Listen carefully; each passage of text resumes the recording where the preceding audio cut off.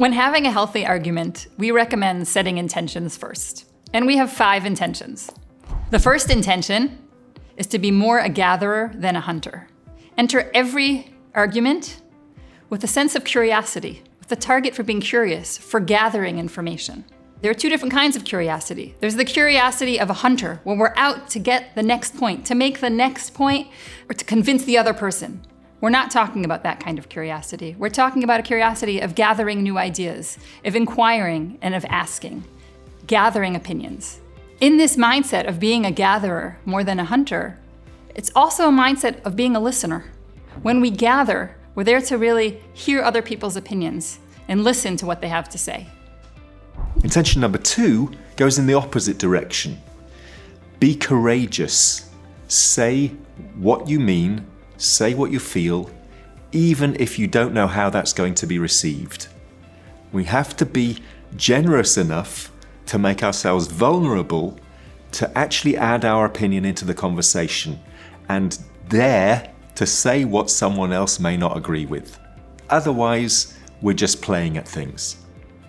The third intention is that it's okay to change your mind. Sometimes when we're in an argument, we start with one position, and when we're listening to other positions and other opinions, suddenly we realize we weren't so sure of our first opinion, and we might want to change what we have to say. It doesn't mean you have to change your mind, but it does mean we should set an intention of being open to changing a stance that we may have taken at different points in the conversation.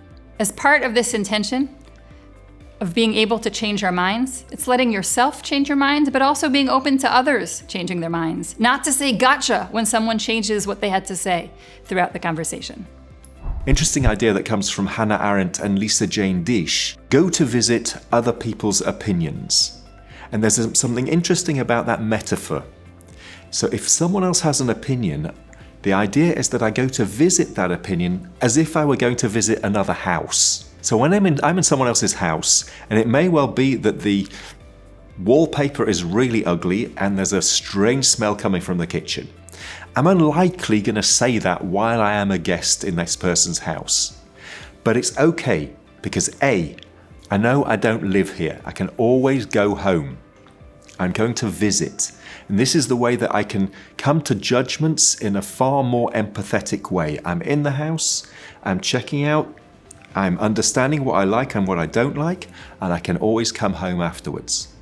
And the 5th intention is intend to become good friends.